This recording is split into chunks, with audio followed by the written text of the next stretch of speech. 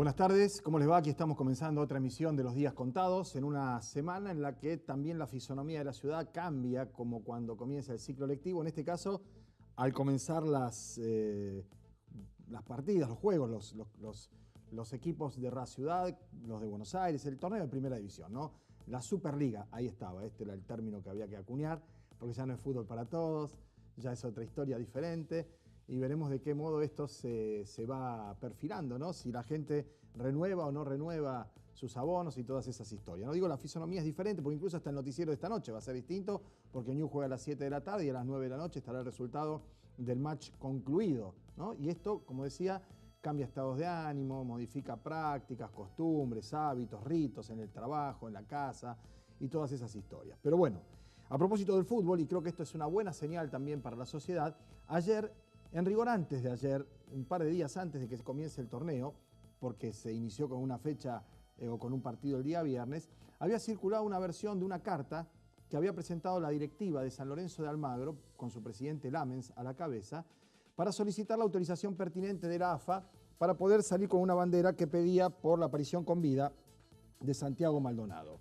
Ustedes ven a ver ahí que hay como un circulito colorado que dice no se autoriza, traslado y que soy lo firman. Bueno, eso es una operación, fue una operación completamente falaz, que vaya a saber porque no se interpretó quién la hizo, ni cómo, ni para qué, fue después desvirtuada por la autorización que la AFA le dio a los clubes que querían hacer manifiesto su pedido, así como en otro momento salieron con las abuelas de la Plaza de Mayo, salían también en contra de la violencia y con otras consignas, por cierto, loables, tanto en la cancha donde jugaron San Lorenzo de Almagro contra el Racing Club de Avellaneda, probablemente el partido más trascendente de la fecha, como donde jugaba otro de los grandes, que es River Plate.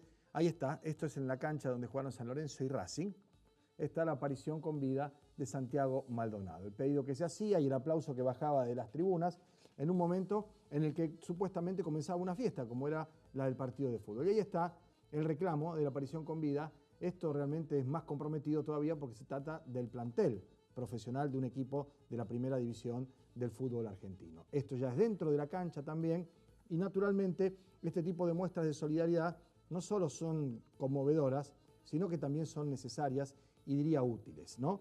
En paralelo, o un rato antes, en el programa de Mirta Legrand, compartía la mesa con esta nonagenaria, la ministra de Seguridad de la Nación, Patricia Bullrich, que había cometido una serie de actos fallidos, dividiendo a la sociedad entre los que querían que aparezca Maldonado y los que no queremos, ¿no? Lo dijo así en un presente en primera persona del plural. Tenemos las imágenes de apoyo, la verdad que no vale la pena escuchar mucho más de Bullrich, porque francamente todas sus declaraciones, incluso hasta Mirta Legrand le pintó la cara diciéndole si iba a renunciar, qué cosas raras pasan durante tu gestión y todas cosas así, producto también de la inimputabilidad de esta señora ya a la hora de hacer sus presentaciones en la mesa servida, dejó ahí tecleando a Patricia Bullrich. Pero la verdad que no es ni Mirta Legrand, ni son los carteles, sino un hecho tangible, palpable, que lamentablemente mucha parte de la prensa se ha ocupado de menoscabar o incluso hasta de maltratar y desinformar.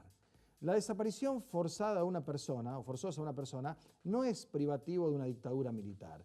Era un modus operandi, por supuesto, de la dictadura militar, pero no es privativo de la dictadura militar. En un gobierno democrático, en un gobierno elegido por el pueblo, como es el del presidente Mauricio Macri, también pueden ocurrir hechos de estas características. Sin ir más lejos, en la provincia de Santa Fe, lamentablemente, hemos tenido más de un caso de desaparición forzada de personas y así está caratulada la historia de Franco Casco, ese pibe que fue detenido, que se supo que estuvo en la comisaría séptima, por la cual hay muchos policías presos y estarán mucho tiempo presos, y terminó flotando en el río Paraná. La carátula es esa. O sea que cuando ayer a la noche la Nata o alguno de los otros periodistas dicen que es de mala leche hablar de desaparición forzada de personas cuando estamos en Estado de Derecho, es un yerro, en el mejor de los casos es un error, una equivocación, si no es una malintención aviesa y que por cierto deberá ser tenida en cuenta. Hay desaparición forzada de personas en Estado de Derecho y esto es lo que lo hace más delicado. Así como pasó con Julio López, que fue testigo 2 veces para condenar al criminal asesino de Checolás y desapareció, puede haber pasado ahora, y esto es lo que se pide que se investigue, con el caso de Santiago Maldonado. En el caso de López, era un testigo contra los criminales de lesa humanidad. Y la diferencia sustancial entre el Ejecutivo, el Gobierno en aquel momento y esto que ocurre ahora es que había intención y denuedo y esfuerzo y trabajo para hallarlo con vida. Y si no era con vida, para hallarlo también y que se terminara esa historia de los desaparecidos en la Argentina en el Estado de Derecho. Aquí, lamentablemente, se ha tratado con displicencia, se han montado, como en otros lugares, operaciones para decir que este muchacho se había ido, que lo vio un camionero, que había cruzado a Chile. En cualquier caso, no ha habido hasta el momento ninguna investigación lo suficientemente profunda y seria como para poder saber qué pasó con Santiago Maldonado. La justicia lo ha caratulado de ese modo, han incautado los celulares de 60 gendarmes que participaron del operativo, hay videos, hay muestras, hay testimonios, hay declaraciones como para que el gobierno no pueda seguir mirando para otro lado y tratar de ver si esto es un episodio menor, subalterno o de poca monta a la luz de otras cosas que suceden. Es lamentable si la sociedad se maltrata a sí misma mirando por encima del hombro un episodio de estas características, como lo hubiera sido con lo de Julio López o con cualquier otra persona que haya sido privada de su libertad y haya sido desaparecida. Para que esto se concrete, la diferencia entre un secuestro y una desaparición forzada de personas es que tienen que intervenir las fuerzas de seguridad. El Estado, que tiene en sí la potestad, el monopolio absoluto de la represión y el uso de la fuerza. Entonces, cuando hay hechos terroristas, son hechos terroristas. Cuando hay terrorismo de Estado, es la exacerbación, porque es el Estado el que tiene que combatir al terrorismo y terminar con esas prácticas, y no puede hacerlo con las mismas armas. La desaparición forzada de una persona es mucho más grave que un secuestro. Es ya el concurso, aunque no haya un plan, aunque no haya un hecho sistemático, como fue durante la dictadura militar, que sí lo había, aunque sea este hecho, como pasó en Rosario, con la policía de la provincia, con el caso de Casco, después se reeditó con Escobar y con otros jóvenes, hay responsabilidad del Estado. Por eso se pide el esclarecimiento, por eso esto llega a los foros internacionales, por eso en todo el mundo se sabe qué es lo que ocurre hoy en la Argentina en torno a este episodio. De esta manera abrimos el programa, no queríamos dejar pasar el hecho significativo de que en los estadios de fútbol, en plena fiesta, en plena expectativa de comenzar algo que nos alegra a muchos la vida, por cierto, como es el fútbol, pasión de multitudes, como decía un relator, se haya concretado esto, aparezca en cada uno de los estadios. Ojalá ocurra lo mismo hoy en la cancha de Newell's Old Boys cuando reciba Unión de Santa Fe, pero si así no fuere, por lo menos estamos aquí para contárselo. Hacemos una pausa, cuando volvamos estará con nosotros el diputado Rubén Giustiniani por un par de temas, uno relacionado con el aumento de la energía eléctrica que prepara el gobierno nacional y veremos qué hace el gobierno de la provincia de Santa Fe, que es una buena manera, un buen momento para diferenciarse, ¿no? Esto de no trasladar a los usuarios el tarifazo nuevo que viene de la Nación, y también algo vinculado con una aprobación que hubo en Buenos Aires en torno a mejorar la chance de los inquilinos en torno a la ley de alquileres para hacérselo más liviano, que en Buenos Aires se apruebe y se lleva adelante, y que en Santa Fe tenemos tremendas dificultades, ¿no?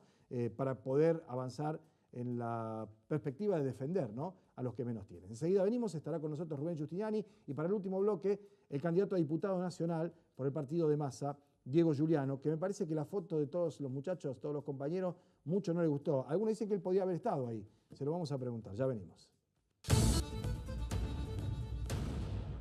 Bueno, muy bien, hablando de esto de los carteles y todo, ¿no? Estábamos charlando entre todos acá en el corte, que en el momento en que mostraba, o que parece que el camarógrafo se cayó, sí, ¿no? O alguien lo manoteó porque pasó la cámara y hizo ¡fuc! Y no se vieron los carteles en la televisación oficial, ¿no? Los carteles que los jugadores tenían con el tema de Santiago Maldonado. Sí, una cosa increíble, ¿no? Así es. Bueno, no es censura, sino omisión, para decirlo de Sí. algún modo, ¿no? Igual que en los cortes también habían CES y cosas de presidencia, pero bueno, bastante parecido, para decirlo de algún modo, ¿no? Bien, vamos a hablar de un tema que tiene relación con las tarifas. La provincia de Santa Fe tiene una de las tarifas de energía más altas del país. Y en más de una oportunidad, y sobre todo en un proceso electoral, ¿no?, donde un ministro de la producción es el candidato a diputado nacional. Digo, por el partido, por el oficialismo, ¿no? Y otro que es el secretario de Energía, que está en la EP, es el número 2, Bastía. Tienen una magnífica oportunidad, ya sea por timing o cálculo de campaña, como para no hacer lo mismo y diferenciarse eventualmente. Porque lo que sabemos, y esta es la nota que ustedes daban a conocer hace algunas horas, CAMESA va a aumentar un 17% el costo de la energía eléctrica para la provincia de Santa Fe. Y daría la sensación que eso va sin vacilar a la tarifa y a la boleta del EP. Pablo, nosotros convocamos a la EP miércoles pasado a la Comisión de Obras Públicas, preocupados por los aumentos. La EP hizo 2 aumentos, en enero y en marzo, que en total son el 35% de aumento, que está ya muy por encima del costo de vida, de las negociaciones paritarias por supuesto. Y de la inflación. Es decir, que la EP ya tiene un colchón de casi un 10% por sobre estos valores macros existentes en la provincia de Santa Fe. Por eso mi primera pregunta a la secretaria de Energía, Verónica Yese, que estuvo el miércoles, si va a haber un aumento de la EP antes de fin de año. La respuesta fue no. Bien. Ante la pregunta del diputado Caballero, si iban a trasladar lo que se preveía que podía ser en diciembre, noviembre o diciembre, porque en la página del Ministerio de Energía ya figura que hay un 17% que el mayorista podría verse aumentado en la distribución. Si eso lo iban a trasladar, dijo que bueno, que eso lo tenían que conversar, que ver. Así que nosotros desde ya manifestamos lo que usted recién decía, que me parece fundamental. Es una muy buena manera, no solo de diferenciarse, sino además de parar esto de cargar sobre el bolsillo de los usuarios. 71% de aumento del agua. El gas, una cuestión inédita y absolutamente irrazonable, que se tenga que pagar en 4 veces el aumento de la tarifa del gas. El gas natural ya pasó a ser un sueño Eso era lejano. para un viaje, 4 cuotas, un viaje de estudio de los chicos, a Bariloche o a Carlos Paz. Ahora, en 4 cuotas, pagar la tarifa de gas, cuando terminé de pagar la 4ª cuota ya empezó a llegar lo otro y violentamente también, ¿no? Yo creo, lo dijimos en otro reportaje aquí en este lugar, que el gas ya pasó a ser un consumo privilegiado, suntuario, porque aquello del gas natural barato, y esto es porque el ministro Aranguren dolarizó el precio del gas a boca de pozo y lo llevó de 2,80, cuando ese es el precio internacional, a 6,90 hacia el 2019, o sea que va a haber aumentos semestrales. Hasta llegar a ese 6 y pico que quiso Aranguren. 6 y pico, para que las empresas se vean beneficiadas, que va a salir entre ellas de la que él era miembro del directorio y conserva las acciones, ¿no? Así es, así es. Esto va a ser así hacia adelante y va a ser un impacto al bolsillo de los usuarios. Por eso nosotros los convocamos a estos funcionarios y planteándole que absorba, si llega a haber un aumento antes de fin de año, nación, que la provincia lo retenga, lo absorba y se lo aguante y no se lo traslade al usuario. Perfecto, o sea que la respuesta es, ¿va a haber aumento? No, por parte nuestra, podría decir la funcionaria provincial. Pero si nos aumenta, nosotros aumentamos. Bueno, es ahí donde uno tiene que ver efectivamente cuáles son los márgenes para evitar que eso ocurra. La decisión política, fundamentalmente, porque creo que desde el punto de vista de los números, y no con esto uno va a pretender que no se hagan rutas, caminos, se terminen los hospitales, no sé cuántos kilómetros de ruta habrá que postergar en la hechura para evitar que la gente sienta la angustia de otro aumento de tarifa antes de fin de año, ¿no? Yo creo que es así. Las tarifas, hay un concepto que deben ser justas y razonables que no se está cumpliendo. Se está violando eso que es elemental, que no puede ser un aumento por encima de lo que le aumenta el salario al trabajador o a los sectores medios. Claro. No puede ser un aumento que esté 2 o 3 veces por encima de las pautas de inflación. Y acá se está produciendo eso en el país desde el año pasado. Ahora, Rubén, hay otra cosa más, ¿no? Que si bien el tema de la tarifa de agua se aumenta por decisión del gobierno de la provincia, pero se cumple con los requisitos de las asambleas, las audiencias públicas y demás, y queda ese nivel de exposición pública que tiene un costo político, económico, de todo tipo. Si hay algo que no se ha podido aprobar en la provincia de Santa Fe, un marco regulatorio para la empresa provincial de energía que también ponga la participación de distintos sectores, oficialistas, opositores, más cercanos, más alejados, para poder discutir la composición de la tarifa y la oportunidad o no de su aumento.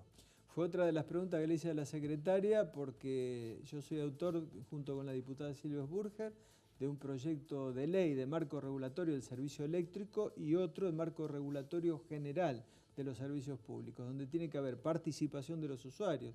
Son las organizaciones de los usuarios los que defienden verdaderamente a los usuarios, y tiene que haber audiencias públicas donde se explique el porqué de los aumentos. Y la respuesta fue de la secretaria que ellos van a enviar prontamente un proyecto de ley a la legislatura, y esperemos que sea así, así podemos hacer un debate en donde se concrete esta aspiración que tenemos, que se transparente este funcionamiento, porque ir de tarifazo en tarifazo conspira contra la economía familiar permanentemente. Rubén, otro tema también que tengo entendido ustedes están abordando y con intenciones de que se transforme en una ley para que esto se aplique en la provincia de Santa Fe, que también ha sido muy complicado. Yo he reporteado media docena de veces a Nire Roldán, que tiene un esfuerzo, una enjundia, una voluntad realmente reconocible, ¿no? Sí, totalmente. Desde la Concejalía Popular, desde el llano, desde ningún cargo público, haciendo relevamiento de locales vacíos, de las pautas de contratación entre inmobiliarias y particulares, con todo el tema de alquileres. En Buenos Aires se aprobó el tema de la comisión ahora, que la tiene que pagar el propietario y no el inquilino para alivianarle un poco la vida al que menos tiene, que el que vaya alquila, no el dueño del departamento. No, esto no va, digo, porque rápidamente hay simplificadores que dicen, no, la propiedad privada y esto que quieren, que los... No, lo que queremos es mínimamente facilitar las cosas, posibilitarlas por otro lado, ¿no?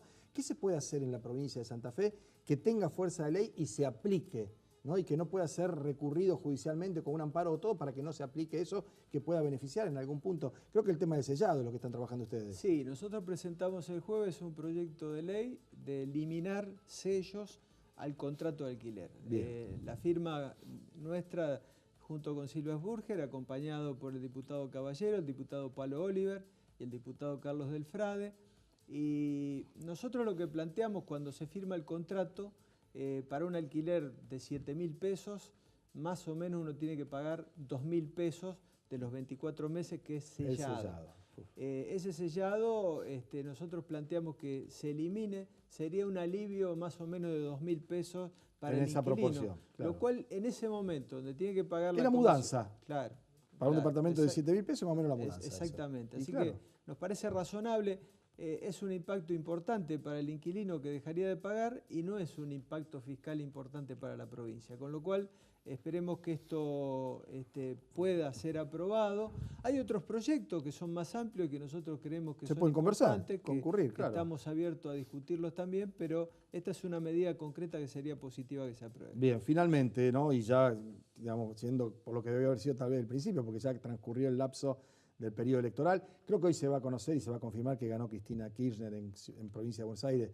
Ya por encima de Burrich, el oficialismo. Ya todo, por eso fue un papelón también aquello de aquella noche de los Zócalos 37 a 31, pero ya pasó todo eso. Ya habiendo transcurrido prácticamente 2 semanas, ¿no? ¿Qué análisis haces? ¿Cuál es tu perspectiva? Es decir, el voto de la sociedad argentina, de la sociedad santafesina, también de Rosario, donde el socialismo gobierna hace 30 años la ciudad, 12 años o 10 años la provincia. ¿Cuál es el diagnóstico? Bueno, de cara a la elección que viene, ¿no? Tengamos presente que era una primaria. Hay una primera cuestión clara, que ha habido una polarización fuertísima a nivel nacional entre Cambiemos y el kirchnerismo. Yo veía ayer la encuesta que salió publicada por Página 12 de CEOP, que es una encuestadora bastante seria, los conocemos a Bachmann, todos. Sí. Y que es la primera encuesta que aparece para la elección del 22 de octubre. Sí, por un pelito Cristina, dice el Claro, título. o sea, que se ve que la polarización se mantiene fuertemente. Entonces, yo veo que esa es una primera cuestión a analizar, que evidentemente hay grandes segmentos de la población que de alguna manera han estado llevados por esa cuestión de decir, bueno, apoyo al gobierno actual o voto en contra. Con este instrumento que cree que es el más eficiente para Me parece que eso es un primer análisis que corta transversalmente a todo el país. ¿Por qué? Porque se ha visto que pasó en Córdoba, donde el oficialismo perdió en Neuquén, o sea que perdió en San Luis. Sí, en lugares donde hay fuerte presencia provincial, además de los líderes o de los caudillos, ¿no? En Santa Fe se dio particularmente mala la elección para el oficialismo, teniendo en cuenta que con esa elección de repetirse esos resultados se podría quedar sin representación parlamentaria, ¿no? Sí, creo que sería... Y dicho sea de paso, y más allá de cualquier opinión o alguien pueda... No es una gestión para que saque nada más que el 10% o el 8% de los votos. No. ¿Entendés lo que quiero decir? Sí, eso lo saca el candidato de un gobernador que no paga los sueldos, o no hace obra pública, o no tiene clase. Sin ir más lejos, Santa Cruz sacó el 30%. Kirchnerismo, y no empezaron las clases hasta después de las elecciones, ¿no? Me parece de todas maneras que también hay en la ciudad de Rosario, sobre todo, hay una especie de cansancio y no se ha podido revertir una imagen negativa respecto a la gestión. Y me parece que eso es un análisis específico que hay que hacer, un componente particular que se da también en Santa Fe, sobre todo en la ciudad de Rosario. Pero bueno, serán quienes lo tengan que hacer y es hora de que hablen los candidatos al 22 de octubre, Claro, que la gente no tanto los otros, escuche a los candidatos, me parece que y eso tome es nota de lo que fundamental. dicen ellos y lo que quieren hacer. Me parece Está que es claro. fundamental eso. Rubén, gracias por haber venido. No, Ha gracias sido muy Pablo amable. por la invitación. Nos vamos a la pausa. Cuando volvamos estará aquí Diego Giuliano, candidato a diputado nacional por el masismo. Ya venimos. Bueno, ¿por qué no está Giuliano en esa foto? Uno dice, ¿qué foto? Ahora vamos a poner la foto, ¿no es cierto? ¿Cómo le va, doctor Giuliano? ¿Cómo está? ¿Qué dice Gracias Pablo? por venir, Diego. Un gusto. Ahí está. ¿Qué es lo primero que te produjo ver eso? Porque vos sos un hombre que tiene origen y participación y militancia, incluso, diría yo, debut político en el peronismo. Sí, yo soy un hombre del peronismo. Bien. No Esos que del están ahí son kirchnerismo. todos peronistas, ¿eh? Sí, yo lo que tengo muy claro es que no soy kirchnerista. Ajá. Y Pero ahí lo no he son sido. todos kirchneristas, ¿eh? Yo creo que esa es una foto que tiene que ver con una situación que se dio en un PJ. A Donelo, que está ahí a la punta de Win izquierdo para nosotros, a la izquierda de su pantalla, señora, ese de la UOM no tiene nada de kirchnerista, me parece a mí, ¿no? Bueno, creo que hay una orientación hacia el kirchnerismo. Es decir, todo ese grupo piensa que Cristina Kirchner es el destino del país. Y Rodenas no pensaba eso. Digo yo, te pregunto por la... No me estoy chicaneando, estoy diciendo no. porque yo te reporté a todos. Y no Mire. parecía muy kirchnerista Rodenas, ¿eh? Me parece que perdió por eso, además. Yo tengo La interna. Yo tengo un gran concepto de Alejandra Rodenas. Lo que sucede es que ella está dentro de una interna, dentro del PJ. Sí, claro. Y no siempre el PJ es el que lleva adelante los destinos y el futuro del peronismo. Claro. Ha pasado muchas veces. No, Fíjense sí, que la por misma supuesto. Cristina Kirchner se fue del PJ.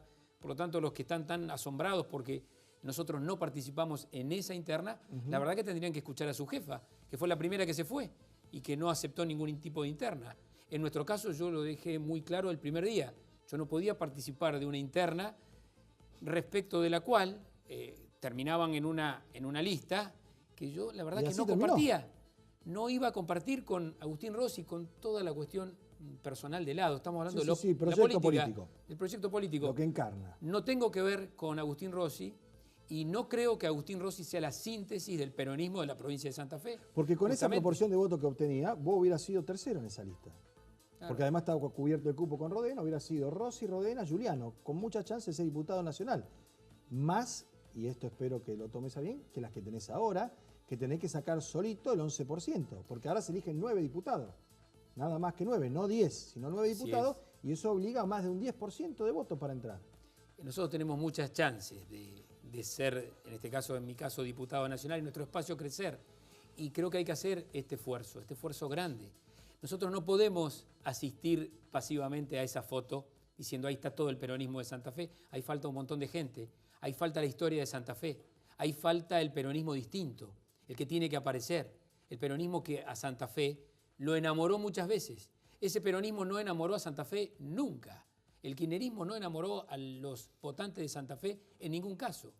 Nosotros pensamos que hay un peronismo que es distinto, que no excluye a ¿No nadie. se fue con el PRO ese peronismo en su momento cuando vos también participabas de eso? Y estoy hablando porque los últimos presidentes del PJ, Nicotra, Spinozzi, fueron presidentes del PJ, terminaron siendo diputados del PRO. Carlos Reutemann, gobernador por el peronismo, senador nacional por el PRO. Y Spinozzi, diputado por el PRO, y varios de ellos, ¿no? Así es, pero yo tengo bien claro que no es el PRO el futuro de este país. Al contrario, nosotros venimos marcando la diferencia con el gobierno de Cambiemos de una manera muy clara. Es decir, no estamos de acuerdo. Lo que pasa es que acá la polarización ha llevado a todo a un punto de fanatismo que estoy seguro que se va a desandar en las próximas semanas. ¿Vos creés que en octubre no va a ser peor? ¿Vos creés que esto se vuelve para atrás en cuanto a la selección del candidato sin tener en cuenta eso? Yo creo que la gente está observando muy detenidamente lo que pasa. Creo que salimos de la trampa de Cristina o Mauricio. Esto de polarizar es como cuando vos querés polarizar los cristales de tu vehículo. En realidad, cuando uno polariza los cristales del vehículo es porque no quiere que se vea lo que hay adentro. Y acá han polarizado para que no veamos lo que hay adentro. Y lo que hay adentro es un presidente que no ha podido o no ha querido cumplir con sus promesas de campaña y un kirchnerismo al que le viene bárbaro la polarización porque no explica ninguna de las situaciones que tiene que explicar ante la sociedad. Entonces la polarización les viene maravilloso. Ahora, de esa manera no hablan del temario de los argentinos. El temario de los argentinos es cómo hace para pagar la luz, cómo resolvemos el tema de las pymes, cómo generamos trabajo todos los días, cómo hacemos para que la corrupción realmente sea el pasado en la Argentina y no el futuro de la Argentina. Creer de que esto es una síntesis, digo, que volver a Cristina Kirchner es resolver el problema de los argentinos, en mi caso, y lo digo con toda humildad, es un profundo error. Y también creer que este gobierno está resolviendo los problemas de los argentinos también es un error. En el medio está el esfuerzo enorme, titánico, por hablar del temario de los argentinos, del problema de los santafesinos. En esa que en su momento llamó la ancha avenida del medio Massa y que me parece que se iba quedando con el cantero central nomás, y yo lo decía en algún comentario, cosa que sé que no le gustó nada a ellos. También está transitando Contigiani, por ejemplo, ¿no? El candidato del oficialismo, que es desde mi óptica, muy buen ministro de la producción y que también ha quedado, digamos, arrasado por lo que fue la polarización. Boazo, creo yo, esta es una opinión personal que no te involucra en lo más mínimo, creo que no va a ser más candidato, y ahí hay 90.000 votos, casi 100.000 de ese sector que van a quedar dando vuelta. Hay sectores que no alcanzaron el porcentaje de representatividad para llegar a estar el cuarto oscuro. Hay un barajar y dar de nuevo, ¿no? Sí, ¿cuál es la idea para que además esa avenida del medio, como llamaba en su momento Massa, no se transforme únicamente en el cantero central y poder obtener mínimamente los votos necesarios para representar esa idea o ese proyecto en el Congreso? Yo entiendo que Massa es un dirigente incómodo para muchos y lo entiendo, no lo justifico, pero lo entiendo. ¿Por qué? Porque Massa está marcando la cancha. Massa se levantó un día y enfrentó a Cristina Kirchner en el 2013 y le ganó las elecciones. No, pero estuvo en el gobierno, claro, pero fue el que justamente le ganó las elecciones, no hubo otro que le ganó las elecciones, fue Massa. Hoy en día también está marcando la cancha en sentido metafórico. Se distanció de Stolbizer, porque no la veo más en la campaña Stolbizer. Parece que está solito con su alma, solito, solo él con su peso específico, ¿no? Que me parece que es más que con Stolbizer. Yo creo que eso dependerá de la estrategia que tenga Stolbizer y el propio Massa. Lo que sí estoy seguro es que acá hay algo más que decir. Hay algo más que decir que lo que dice Mauricio Macri y Cristina Kirchner en Argentina. ¿Sabes por qué? Porque incluso nosotros estamos tan metidos en esa interna de la provincia de Buenos Aires. Digo interna porque nosotros estamos espejando la provincia de Buenos Aires, como si la provincia de Buenos Aires resolviera los problemas de Santa Fe. Realmente esto es un signo de un centralismo tan porteño, céntrico, tan bonaerense, y Santa Fe siempre fue distinta. Santa Fe tuvo dignidad, el peronismo de Santa Fe tuvo dignidad, representación. Un día alambramos la provincia. Me acuerdo cuando lo decían los gobernadores Obey, Reutemann, alambremos la provincia. No seamos. Sí, fue cuando la época que no se emitió cuasimoneda en Santa Fe, en eso hay que decirlo, ¿no? Está bien que Reutemann le descontó el 13% a los empleados públicos y los jubilados, pero no se emitió cuasimoneda, eso es cierto. Pero el peronismo de Santa Fe tuvo austeridad, tuvo decencia, se presentó frente a la sociedad todas las veces elecciones. No fuimos diría un reflejo casi opaco de una estrategia nacional.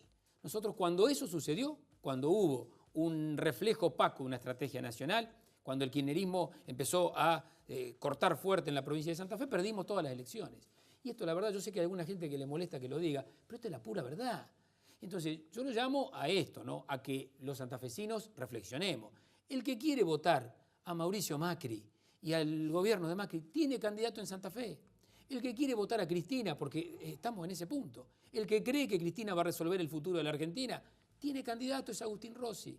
Ahora, en el medio hay un montón de gente que razona distinto, que cree que en Santa Fe hay otra cosa por decir, y que no es el socialismo, Pablo, no es el socialismo que está siendo plebiscitado en la provincia de Santa Fe de la manera más genuina que yo he visto en los últimos tiempos. Al socialismo lo están plebiscitando en Rosario. Nosotros le hemos ganado al candidato del socialismo en la Casa Central, en la ciudad de Rosario, en el departamento de Rosario. Nuestra posición fue por encima del candidato del socialismo. Entonces, creo que ese plebiscito también está funcionando. La gente no es tan simple de que blanco-negro, y no, la gente plebiscita al gobierno de turno, decide, resuelve, y se da un gusto en la primaria.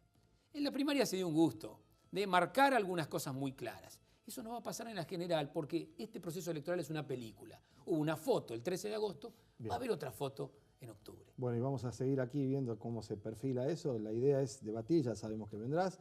Te agradezco que hayas participado del programa de hoy. Muchísimas gracias. Muy amable. Bueno, nos vamos acá.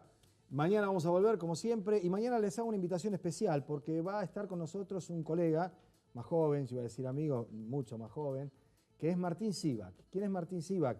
El hijo del banquero Sivak, que se quitó la vida tirándose de un piso 16 frente al Hotel Hyatt en Buenos Aires. Era el titular del Buenos Aires Building, un banco que había fundado en su momento su padre, ¿no? Una historia tremenda. Al hermano lo había secuestrado en su momento la dictadura militar. Es parte de la historia de la Argentina. Martín lo escribe en primera persona después de muchos años, de 15, de ocurrido, 16, de ocurrido el suicidio de su padre. Era un pibe, él, adolescente, lo metabolizó, lo elaboró. El libro es fantástico, realmente, en términos, digamos, de literatura. Tal vez el término fantástico para una tragedia de esas características no corresponda, ya mismo lo corrijo, pero está muy bien escrito y presumo incluso que va a ser bastante más que un libro que por supuesto no es poco. Así que mañana Martín Siva con nosotros y por supuesto también la actualidad. Ha sido muy amable. Chao.